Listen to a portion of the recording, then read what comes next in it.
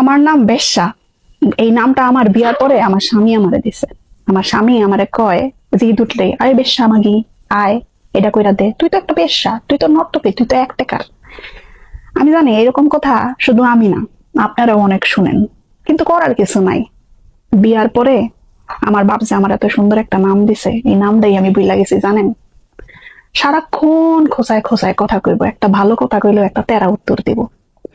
আর এই তেরা উত্তরটা আমি শুনতেই থাকি। ওই তেরা উত্তরটা যদি আমার হজম না করে, আমি যদি কই তুমি আমার লগে এইরকম ব্যবহার করো কে, তখন আমারে কইব কি, ওই মাগি এই তেরা কথা শুনে থাকতে পারলে থাকবি, না থাকতে পারলে বাপের বাড়ি যাবি গা।